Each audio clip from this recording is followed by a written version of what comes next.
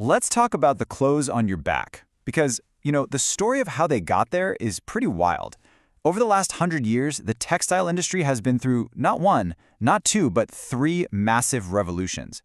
These are shifts so big, they've completely reshaped our closets, the global economy, and even the planet itself. So let's dive in and see how it all went down. Okay, here's a fun one to get us started. A parachute from World War II, a shiny disco suit, and your stretchy yoga pants. What could they possibly have in common?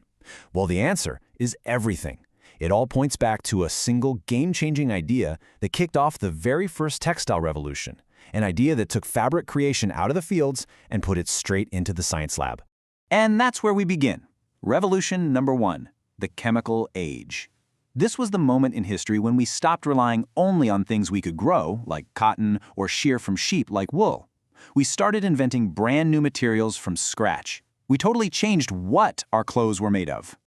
Up until this point, textiles were pretty straightforward. You had cotton, wool, silk, linen. That was about it. But synthetic fibers, they just blew all those limitations wide open. These were materials literally engineered in a lab to have specific properties we wanted, to be stronger, stretchier, to not wrinkle, and, maybe most importantly, to be way, way cheaper to make. And boy, did things move fast. In the 1930s, polyamide, which we all know as nylon, just burst onto the scene as a cheap replacement for silk. It was everywhere, from stockings to those military parachutes. Then the 50s hit, and it was just this rapid-fire series of breakthroughs. First, acrylic, a lightweight alternative to wool. Then came polyester, which gave us wash-and-wear fabrics. And finally, in 1959, spandex. Suddenly, stretch was a normal thing in our clothes. And these lab-grown fabrics didn't just change what was in our closets. They literally shaped entire decades of culture. I mean, just think about the 1970s. That super vibrant, kind of shiny, always wrinkle-free look. That was pure polyester. It was a material that could hold these crazy bright dyes, it wouldn't wrinkle, and it was tough as nails. It made bold fashion something anyone could afford. But inventing new stuff to wear was just the first part of the story. The second revolution wasn't about the what. It was all about the where and the how fast. The cheapness and durability of all those new synthetic fabrics made something entirely new possible. The entire planet was about to turn into one gigantic clothing factory. So what kicked this off? Well, a big part of it was politics. For a long time, there was this quota system called the Multi-Fiber Agreement that limited how many textiles developing countries could export. But when that agreement ended in 2005, the floodgates just opened. Production moved, and fast. It all consolidated in Asia, where you had low-cost labor and super-efficient shipping. And the scale of this shift is just mind-boggling. By 2011, one single country, China, controlled 41% of the entire world's apparel market. This wasn't some minor tweak. It was a complete rewiring of how the world makes and gets its clothes. And the ripple effects of this changed whole countries.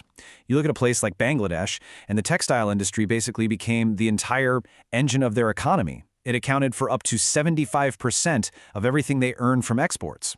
Sure, it created millions of jobs, but it also created this deep, deep economic dependency on our appetite for new stuff. And this whole global factory system gave birth to a brand new business model: fast fashion. The idea was simple, really. Use that hyper-efficient global supply chain to pump out trendy clothes at crazy low prices and at lightning speed. You know, the old 4 fashion seasons a year? That was gone. It was replaced with 52 micro-seasons, with new stuff hitting the racks every single week. But all of that incredible speed and all of that volume, it came with a huge price tag. You take the chemical-heavy fabrics from the first revolution, and you combine them with the high-volume global production of the second revolution, and what you get is an environmental disaster. And that set the stage for our third and current revolution. Which brings us right up to today.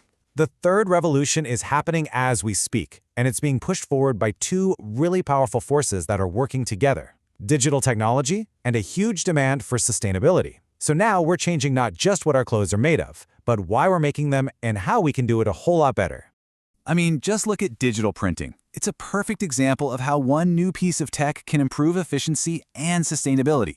Compared to old-school screen printing, the new digital methods can cut water use by up to 95%. That's huge. They also use about 30% less energy and create almost no waste. And production time, it goes from weeks down to a matter of hours. So what does this mean in the real world? Well, it allows giant retailers like Zara to turn around new collections really fast, but with a much lower environmental hit. At the same time, it empowers small, on-demand companies to make personalized items with zero waste up front. And this tackles one of fashion's dirtiest secrets, the 30 to 40% of all clothing that gets made but never even sold. So, if digital tech is changing how we make clothes, the whole green movement is changing why we make them. This push for sustainability isn't just happening out of nowhere. It is a direct and frankly necessary response to the incredible environmental damage that those first two revolutions caused. And if you don't think it's serious, just follow the money. This is not some little niche trend, it's a massive economic shift. The market for bio-based textiles, so fabrics made from renewable stuff, is already worth almost $50 billion today. And it's projected to just skyrocket to over $81 billion by 2030. And all that investment has led us some truly futuristic, amazing materials. We're talking about high-quality leather that's grown from mycelium, that's the root system of mushrooms. Tough, durable fibers made from pineapple leaves that would have just been thrown away. Fabrics made from algae.